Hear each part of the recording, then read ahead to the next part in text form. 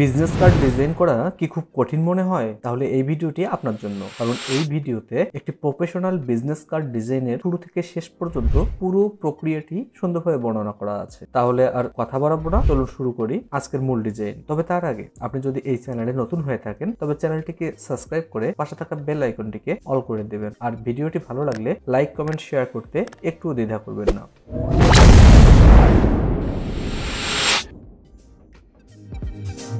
প্রথমেই Adobe Illustrator সফটওয়্যারে এসে ক্রিয়েট নিউ এ ক্লিক করে আমরা একটা আর্ট বোর্ড নেব। আমরা এখানে প্রিন্ট প্রিসেটটি সিলেক্ট করে নেব। সেই সঙ্গে এখানে পয়েন্টটিকে আমি ইঞ্চি করে দিচ্ছি। সাইজের মধ্যে এখানে 3.25 দিব এবং হাইটে দিব 2। এটা আমাদের মূল বিজনেস কার্ডের ডিজাইনের সাইজ হবে। সেই সঙ্গে ব্লিড হিসেবে আমরা দিব 0.125 ইঞ্চি। কালার মোড এখানে সিএমওয়াইকে কালার থাকবে।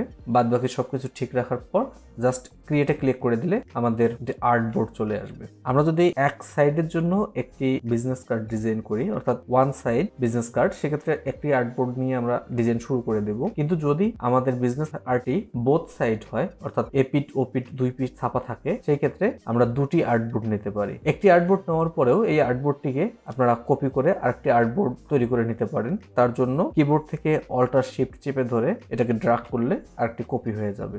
অথবা আপনারা আর্টবোর্ড অপশনটিতে এসে এখানে যে প্লাস আইকনটি আছে এখানে ক্লিক করলেও আরেকটি আর্টবোর্ড তৈরি হয়ে যাবে। তো যে যেভাবে ইচ্ছা এইভাবে আর্টবোর্ড নিতে পারেন, কোনো সমস্যা নেই। এখন আমাদের বিজনেস কার্ডের মূল ডিজাইনটি হবে এতটুকুর মধ্যে, অর্থাৎ 3.25 এবং 2-র মধ্যে, কিন্তু আমরা ডিজাইনটিকে এক্সটেন্ড করে একদম ব্লিড পর্যন্ত বাড়িয়ে দেব, যাতে প্রিন্টের পর কাটিং এর সময় আমাদের ডিজাইনের মূল ডিজাইনের অংশ যাতে কেটে না যায় বা বাইরে থেকে সাদা অংশ যেন চলে না আসে, ডিজাইন বহির্ভূত কোনো অংশ যেন চলে না আসে। এজন্যই ব্লিড পর্যন্ত আমরা আমাদের ডিজাইনকে এক্সটেন্ড করে রাখবো, কিন্তু আমাদের মূল ডিজাইন এটার মধ্যেই থাকবে। এখন আমাদের এই ডিজাইনের ভিতরে কতটুকু ভিতরে আমাদের টেক্সট থাকবে, অর্থাৎ মূল টেক্সট এরিয়া কতটুকুর মধ্যে হবে, সেটার জন্য আলাদা করে আমাদের আইডেন্টিফাই করে নিতে হবে। তার জন্য আমি আর্টবোর্ডের সমান করে একটা রেক্ট্যাঙ্গেল নিলাম।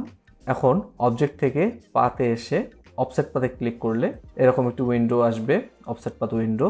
এখানে অফসেটের মধ্যে 0.15 ইঞ্চি দিয়ে জাস্ট ওকে করে দেবো। তাহলে দেখুন ভিতর দিকে আমাদের আরেকটি শেপ তৈরি হয়ে গেছে। এটি আমাদের টেক্সট এরিয়া, অর্থাৎ এর মধ্যে আমাদের টেক্সটগুলিকে আমরা রাখবো। এটিকে সিলেক্ট করে মাউসের রাইট বাটন ক্লিক দিয়ে মেক গাইড করে দিলে এটি গাইড হয়ে যাবে। এরপর ব্যাকগ্রাউন্ডের যে কালারটি আছে এটার আউটলাইনকে আমি নান করে দিলাম। এখানে আমরা আমাদের ডিজাইনটি করব। ডিজাইন করার জন্য আমাদের যে মূল উপাদানগুলো দরকার, যেমন লোগো, টেক্সট এবং যে এলিমেন্ট বা ব্যাকগ্রাউন্ড দরকার, সেগুলোকে আমরা এখন নিয়ে আসছি।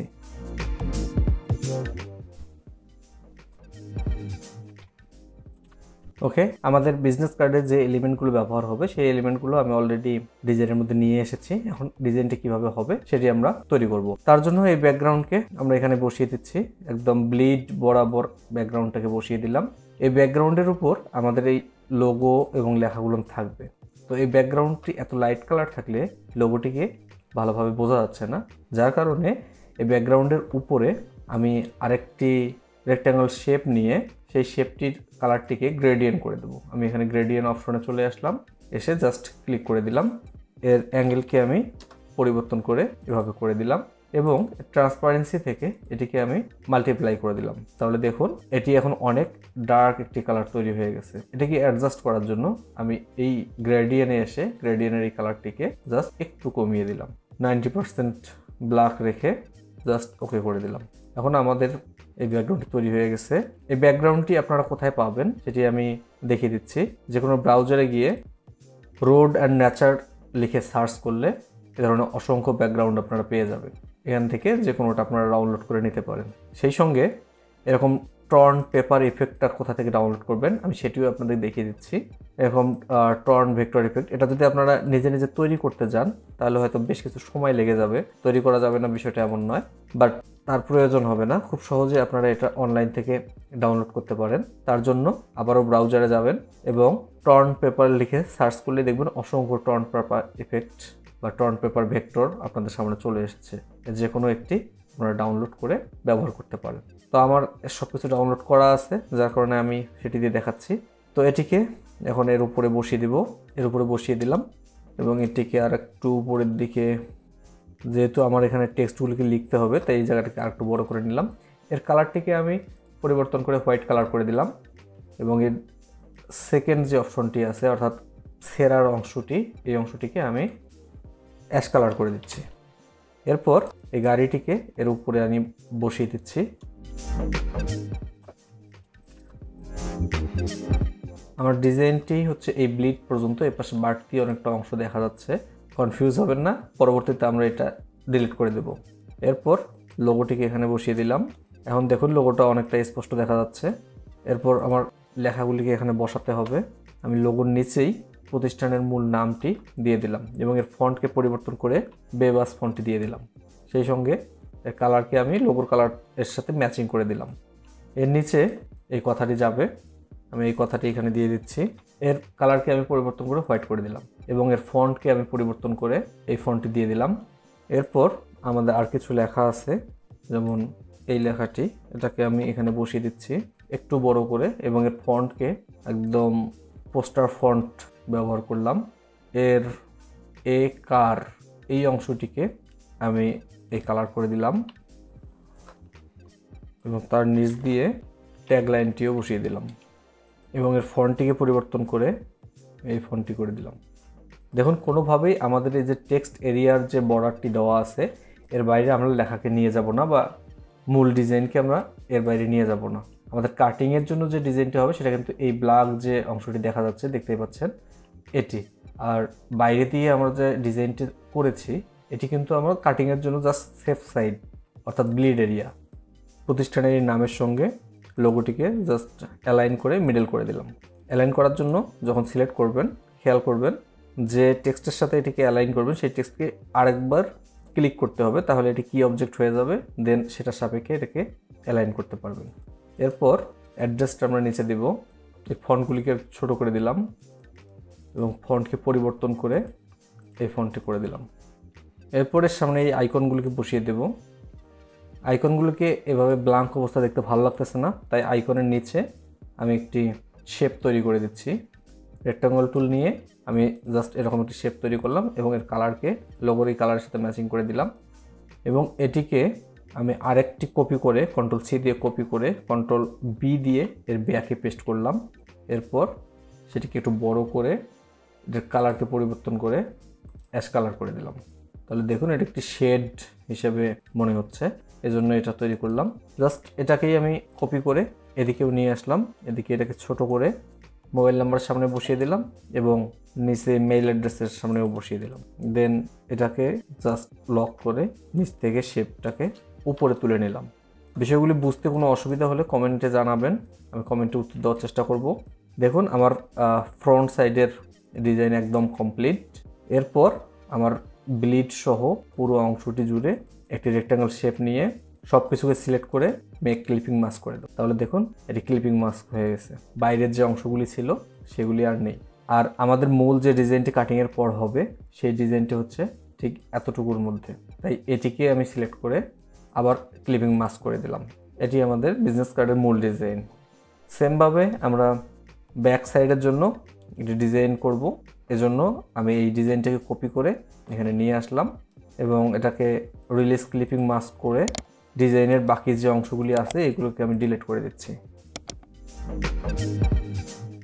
আমি শুধু এই নেম লোগোটাকে ব্যাকের মাঝখানে রেখে দিলাম।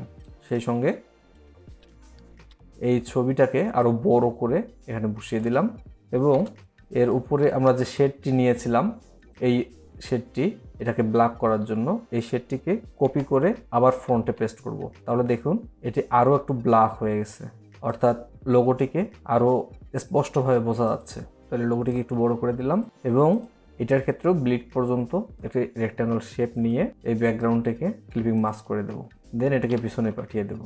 এরপর আমাদের ডিজাইন কিন্তু কমপ্লিট একদম। আমরা এই মূল ডিজাইনটাকে শুধু রেখে বাকিটাকে ক্লিপিং মাস্ক করে দিলাম। তাহলে আমাদের বিজনেস কার্ড ডিজাইন একদম কমপ্লিট হয়ে গেছে। দেখতে পাচ্ছেন কত ইউনিক একটি ডিজাইন। এখন এটাকে কিভাবে প্রেজেন্ট করবেন সেটা আমি দেখিয়ে দিচ্ছি। প্রেজেন্ট করার জন্য যেটা করতে পারেন, আপনারা এখানেই আরেকটি আর্টবোর্ড নিয়ে নিতে পারেন। এই আর্টবোর্ডের সাইজ আপনাদের ইচ্ছে মতো আপনারা নিতে পারেন। তবে যদি এটা আপনারা কোনো মাইক্রোস্টক সাইটে আপলোড দেওয়ার জন্য করেন, তাহলে সেই সাইটের ক্রাইটেরিয়া অনুযায়ী যে মাপ দেওয়া থাকে, সেই মাপ অনুযায়ী একটা মাপ নিয়ে আপনারা মক আপ তৈরি করবেন। আমি কোনো নির্দিষ্ট সাইটের জন্য তৈরি করতেছি না, আমি জাস্ট আপনাদের দেখানোর জন্য এটা করতেছি। কাজে এটাকে আমি জাস্ট কপি করে এখানে নিয়ে আসলাম।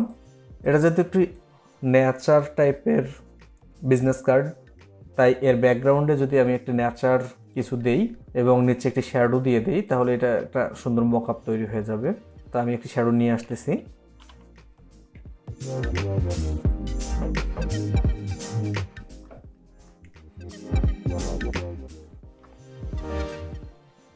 আমি এখানে একটি শ্যাডো নিয়ে এসেছি, শ্যাডোটিকে আমি একদম বিজনেস কার্ডের নিচে বসিয়ে দিলাম। আপনারা খুব সহজে এই ধরনের শ্যাডো ক্রিয়েট করে বসিয়ে দিতে পারেন। সেই সঙ্গে এর নিচে আমি এই ব্যাকগ্রাউন্ডটিকে বসিয়ে দিচ্ছি।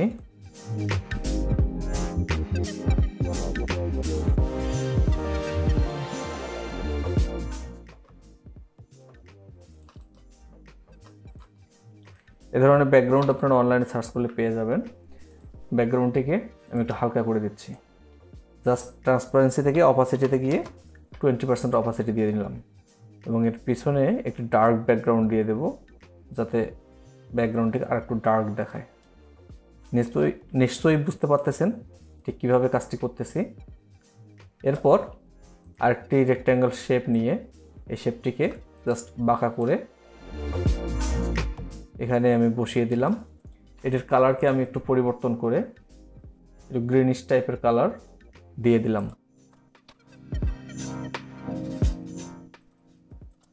এরপর এই দুই সাইডকে আমি জাস্ট শেপ বিল্ডার টুল দিয়ে ডিলিট করে দিলাম।